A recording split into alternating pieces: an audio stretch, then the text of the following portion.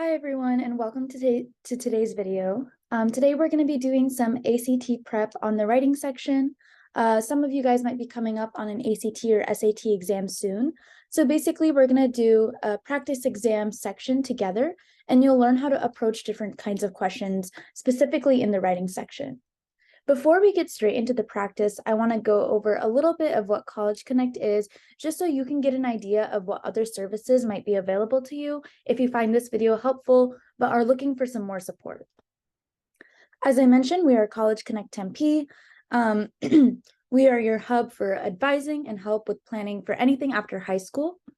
So that could include anything from FAFSA completion, applications, personal statements, career exploration, and job and internship searching. If any of those are of interest to you, for those of you who live in the city of Tempe, you can find us at your Tempe Union High Schools. We're also available at the Tempe Public Library. And last but not least, if none of those times work for you or locations work for you, we are also available virtually, and we have online office hours. For anyone who might be interested in booking an appointment with me, Surabhi, if you'd like follow-up on SAT or ACT prep, or any of our other advisors, you can head to tempe.gov/collegeconnect. Alternatively, we should have a link available on this channel.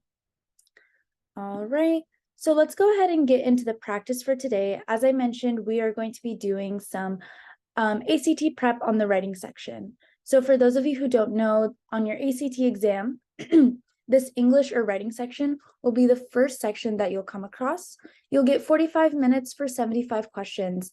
So you're getting around 5 passages, and each passage will have about 15 questions. And those questions are going to be pertaining to that passage. My recommendation when it comes to English or the writing section is that you read as you go. So in this case, for example, you can read the passage as you answer the questions.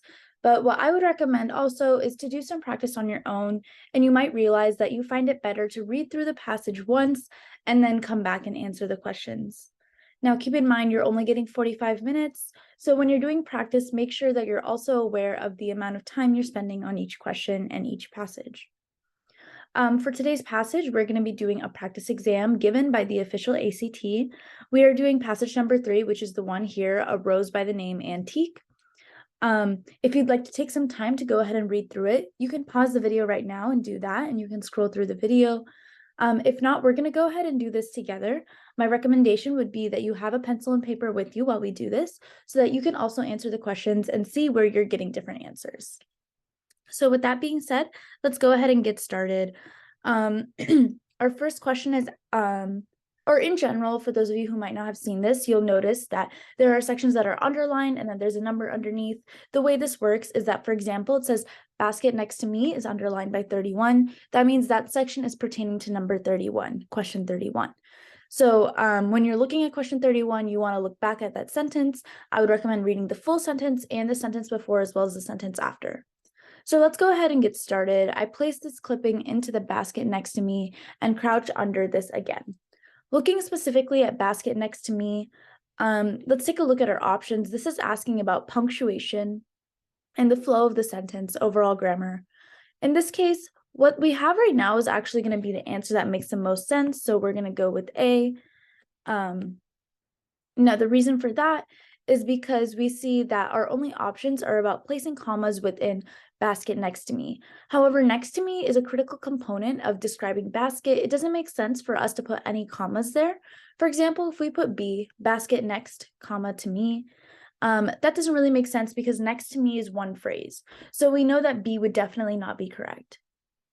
Now, in C, that comma would separate basket and next to me, but we want those to be together because next to me is describing the basket, not something else.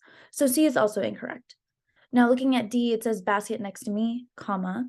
And this is also incorrect because this is one full sentence. We don't need a comma in here because the clipping and crouching that the author describes is also relevant to each other, and they should not be in separate sections of the sentence. Therefore, A is our best answer. Now let's look at number 32. Again, it's going to be underlined, and then it'll have that number so you know which one you're looking at. In this case, we see clipping into the basket next to me and crouch under this again. Now, this is a little bit vague because what is this talking about? Is it talking about the basket? Are you crouching under the basket, or are you crouching under the rose bush? So in this case where we have two competing subjects, you could say, we're going to want to describe specifically what it is rather than using a pronoun. So the first step in this case is to identify if we should be using a pronoun, which in this case we've decided we do not want to use a pronoun, we want to be descriptive. And then second, we need to describe which subject or object we are referring to. In this case, it might be easy to think that we are crouching under the basket, but realistically that doesn't make sense. He's actually, or he or she is actually crouching under the rose bush. So because of that, G is going to be our best answer. So when we're talking about pronouns, it's important to recognize those two steps that I mentioned. First, do we need a pronoun? Second, if we are not using a pronoun, which is the correct noun that we're referring to? All right, now in 33, we're going to be looking at some grammar. We're going to be talking about parallelism. So for those of you who might not know, parallelism is the idea that we want sentence structures to be parallel or to be common, the same. So for example, if everything else in the sentence is future tense, then we are also going to want future tense. So in this case, we see roots will take hold, a new plant will find a home. So in this case, we're also going to want some type of will verb, some future tense verb. Now, in this case, we see immediately off the bat, if we want everything to kind of be the same, already what we have right now looks pretty much the same, right? We've got noun, verb. So roots will take hold, buds will sprout. We just want to keep something that stays the most simple. Now, if we did be, even though it does keep our will, it introduces a new subject. It has a different sentence structure, and that is not our preferred choice. We want to keep everything as simple and as relevant as possible. Now in C, we don't even have the will, and in D, we don't have will either. So even if we were still deciding between what is the most parallel, if we at least know that this has to be in future tense, we can automatically eliminate C and D. That leaves us with A and B. And as I mentioned earlier, A is the most simple. And to be honest, when we're looking at this exam, you're going to see that in general, the more simple answer is typically going to be right. That's not always correct, but that is a trend that I would recommend looking out for and something that can help you guide your choices if you're stuck between two options. Now let's move on to number 34. All right, so we have mine are antique roses, old or heirloom varieties that have existed in gardens worldwide for centuries. So let's go ahead and get started by describing or let's figure out what is describing what. And you'll see often that that is what this exam is asking about. They want to make sure you recognize that certain subjects and sentences are going to be working with each other. So we want to make sure we know what each chunk is describing and make sure we are following the grammar for that. So in this case, we know that older heirloom varieties that have existed in gardens worldwide for centuries is one full descriptor. So in fact, if I were to be taking this exam right now, I would probably do a drawing right here to know that this is a full descriptor, right? That means I want this whole chunk to be together. I don't want to have too many commas in between. So now this makes sense, right? Because mine are antique roses, older heirloom varieties that have existed in gardens worldwide for centuries. Now we also know that this is describing roses. A lot of times when we have a descriptor following a noun, we'll have a comma in between so that we know exactly what noun it's referring to. So in this case, just based off of what we have right now, I would say the best option would be the one that takes out a comma right here because old and heirloom should go together. So we don't want that anymore. And here we also do not want a comma because this is a full descriptor. So again, we want everything to be as, condensed as possible. So just based off of that information, if I were to look back at the options to see which one has what I put as an option, we would see that J is the correct answer. Now, as I mentioned, in general, this exam will lean towards having a more simple answer being correct. And we can see with G, that is the complete opposite. There are 3 commas that are most likely unnecessary, even if we didn't look at the full sentence. But also we can see, for example, varieties does not need to be its own comma. That's how we know G is not correct. In this case, in H, the issue here is that they're splitting up old and heirloom. Old or heirloom are the descriptors that work together. Therefore, they should be together and should not be split up by a comma. And that's the same issue that we saw in F, which is the no change option. Something that I was just reminded of right now, and I want to point out to everyone, just because I know some of you have probably taken exams in school, which are ABCD or multiple choice. I just want everyone to recognize here that we have FGHJ. So just keep in mind that you will not just have ABCD, and when you're filling in your bubbles, please be very aware of what you are filling in. If you do make a mistake, you will have to go back and change it, and typically you will not be able to get a time extension. So you want to make sure that you aren't losing any time because of errors like that. Now we're moving on to number 35. Compared to vibrant hybrid tea colors, antique rose colors tend to be silenced. So we're looking specifically at 35 right now. In this case, let's figure out what is describing what. Now, vibrant hybrid tea colors is one full descriptor, right?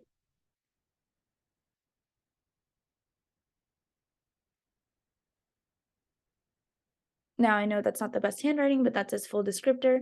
So this is all being used to describe to, or I guess these are all the opposite of the antique rose colors. So that's why it's important that we keep this full thing together, because this is all one descriptor about, those original hybrid tea colors, and we're trying to compare that to the antique rose colors. Now think about it, if you were a reader, you don't want to get confused between the vibrant and the hybrid tea. You just want it to be in one phrase so that it's easier to read. So because of that, we know that we want the least amount of commas. However, it's critical here that we recognize that there is still a comma here, and that is because we are doing a comparison. We want to make sure we're separating the two things we're comparing. So therefore, what we have right now is perfect. Now, we're looking at 36. This is going to be a vocab question. So antique rose colors tend to be silenced. So what are they trying to say here? They're trying to say that the antique rose colors are a little bit more dull than the vibrant hybrid tea colors. Now, silence isn't the best word. We have to think about what makes sense in context. Silence is something that we typically use for something that is voice related. We don't use it for colors. Now let's look at our options. This might be something that some of you might just have to be aware of. I would really recommend when you're studying for the SAT or ACT to do as much reading as possible, even if it means reading for 20 minutes a night before you go to sleep. It'll just introduce you to a lot more vocabulary and introduce you to the context of some vocab words that you might have seen before but not read, in a larger text. So in this case, when we are talking about colors, it is common for us to say muted colors. That is something that you would have to study from reading, or also if we do process of elimination, it would make sense. Lower doesn't necessarily make sense. Lower needs to be described with another word.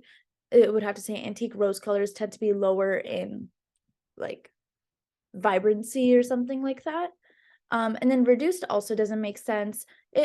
In this case, muted is the clear better option. If this is the kind of questions that you are struggling with, I would again recommend doing some more reading and also doing some vocab flashcards. All right, let's jump here. And unlike the hybrid tea whose long stems make into a rose bush that is rather scraggly looking. So in this case, we're going to be looking for the right participle that will help with making something into a rose bush. Now, into is not correct. It doesn't, I guess, when you're speaking, that doesn't make sense, so we aren't going to choose that. In this case, we're going to choose a participle that helps describes how it can make a rose bush. We know that C will not be correct because like does not make sense when we're talking about how it's going to turn into something. About also does not make sense in this case. So now we're debating between A and D. However, as I have said, A is incorrect. That leaves us with D. Let's go ahead and move on to the next question. Antique rose bushes can be grown in a variety of colors, handsomely landscaping gardens. So in this question, they're asking us to ensure that we know what this sentence is about.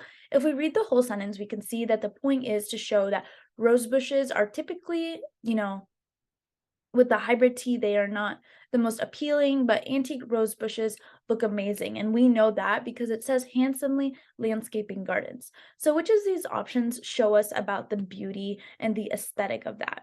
Now, A is pretty good, but if we're talking about handsomely landscaping gardens, we're talking about how full it can be, especially because we're comparing it to the scraggly looking ones. If we're looking at which one describes how full it can be, we are looking at G. Now, H does say can grow quite large. However, that doesn't necessarily have the positive connotation that we are looking for. G is very clearly positive, and that's why we're going to choose that option. All right, looking at 39. The plant thrives best when it is exposed to 6 hours of direct sunlight daily. However, let's read the rest of the sentence because it's asking about, or the rest of the paragraph because it's asking about the paragraph. We see it's talking about withstanding extreme temperatures, easy to grow, especially when compared to the other ones, less prone to disease, etc. So I would say that the point of this paragraph is to talk about how easy it is to grow these plants, maybe even like why someone would preserve or choose or prefer this plant over another. So now let's see. 39 doesn't necessarily describe that. It is a specific detail that could have been helpful, but it does not describe the main focus of the paragraph. So we know A is not correct. Now, if we look at B, while this is again an interesting fact, it's not relevant to how it is really easy to grow. I'm going to jump past C and look at D. In this case, a big indicator is that in D, we see all of a sudden this first person pronoun, which is I. However, we don't see that in the rest of the paragraph, so that most likely does not make sense. That leaves us with C by process of elimination, but let's double check. As I mentioned, this paragraph is about how it's much easier to grow these, and it talks about how the antiques are incredibly durable and low maintenance, which means low maintenance typically means easier to grow. Therefore, C definitely is our best answer. All right, the plant can withstand extreme temperatures and survive nearly anywhere. It's also easier to grow antiques. Now, in this one, they're asking about which is the correct pronoun. In this case, we're talking about how in general it is easier to grow something, so we want that singular pronoun versus there. So we know that G is not correct. H is not correct because that is our possessive pronoun, and in this case, we are not possessing anything. Now, it is important to know the difference between the it's with an apostrophe and without an apostrophe. It's is it is versus it's, which is J, without the apostrophe is going to be possessive. Again, we are not doing possessive in this case. We just want to say it is. That's why F is going to be our best option. Now looking at 41, cultivating hybrid teas, having involved a process of grafting two species of roses together, but the grafted area remains weak, etc. So in this case, we want the verb that makes the most sense. You could do this without looking at parallelism, but I'm also going to pull in that parallelism aspect because it's critical. Now we see that there are two clauses here. We've got that first one and then but the grafted area remains weak.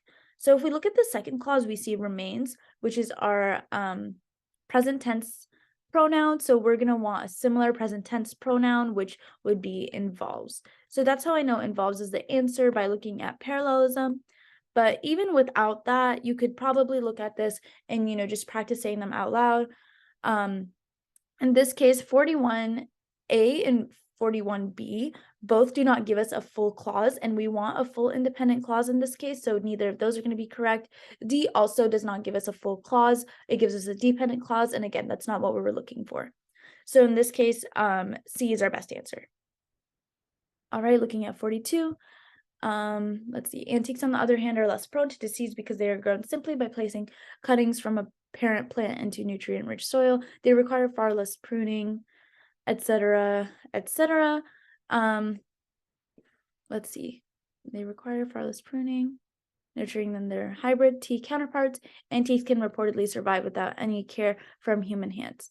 All right. So in this case, we have to keep in mind what type of clause this is. So initially when I read it, I thought this was going to be an independent clause. But if we read further here, we can see that this part is our independent clause. That means this can fully stand on its own. However, we also see that there is nothing that connects right here that could make this also an independent clause. If it were also an independent clause, we would see something like but, and, something like that. We don't see anything, we only see a comma, therefore this must be a dependent clause. Now, in that case, if we need a dependent clause here, we cannot have they, we cannot have its own subject like this, so we know that not only is F incorrect, but we know G and H are incorrect because, as I mentioned, they cannot have their subject at the beginning like the independent clause does. So in that case, just by process of elimination, J is our best answer. So it's important to read the whole sentence to ensure that you understand how the sentence functions and its syntax. All right, looking at 43, the writer wants to add a detail here that emphasizes the antique row's ability to survive without human care. So currently what we have does not emphasize that. It just says that it's surprising, which is true, but unnecessary. So we know A is automatically incorrect. Now, if we're trying to talk about the ability to survive without human care, we're between B and C because both of those are ones that kind of talk about, the ability to survive based on human care. But we see with C that it still mentions the humans. Our goal is to discuss how it doesn't even require humans at all. And B best shows that because it has those abandoned sites and it still grows. Now in C, it shows that they're easy to grow, but they still mention the use of gardeners and humans. But in this case, it doesn't emphasize best what we are trying to emphasize. So therefore, B is our best answer. Now looking at 44, this sentence is asking about the logic of this paragraph. So in this case, we want to start with an introduction and then we're going to end, with some type of closing statement. So if we read through this whole thing, take a second or two to read through it. If you want to pause the video, go ahead and do that now. But in this case, we see that we want to start with an introduction, and our second sentence right here is a good intro. And this is because it, kind of shifts back into the writer's perspective, and that's going to be critical. We can't go straight into I dig small holes, especially if we're thinking about how there's the stripping of the clippings.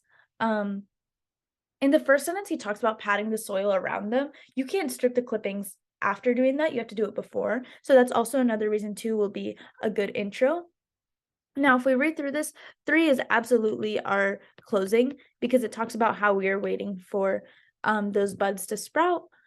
So we definitely want that last. That leaves 1 in the middle. So now we have 2, 1, 3, which gives us G. If you're unsure about how to approach these questions or that kind of logic is a little bit more difficult for you, the alternative thing you can do is try reading it with each of these options and see which one makes the most sense as well. Now, question 45, and what you will often see in this section of the exam is that there will be a question at the end, a couple questions sometimes, that asks about the passage as a whole. So it's asking to ensure that you understand what the passage is about. So now this question is telling us that the primary purpose was supposed to be about describing the process of planting a particular flower, but would we say that the essay accomplished that purpose? The first step is to describe yes or no, and then second purpose would be to describe between yes or no, whichever one you chose, describe exactly why. So if we go back and look at this essay, we can see that it does briefly mention the process of planting a particular flower at the end, but even then that's not very descriptive. And also we've seen more commonly that it's talked about the beauty of the antique rose and why people prefer to choose it. So since I already know that, the process of planting the flower was not the primary purpose, we know my answer would be no. So I can already eliminate A and B. Now we have to describe why. In my own words, I would say that this does not describe the process of planting a particular flower, but instead it describes why this flower is better than others. It describes, the beauty of it, the simplicity of it. So if we're looking between C and D, C is definitely the one that relates more to my answer. So that's one way you can approach multiple choice, give your own answer and see which one matches. But even then, let's look at D just to make sure. In D, they're talking about the history of antiques and gardens worldwide. We definitely do not have any aspect of worldwide, and the history that's mentioned is very, very limited, if not none. So that's how we know D is also not the correct answer. All right, so that is one full section of this exam. So now remember, there's going to be 5 passages like this. So we've done 1, you'll have 4. And again, as I mentioned, the critical key here is going to be doing practice and reading as much as you can.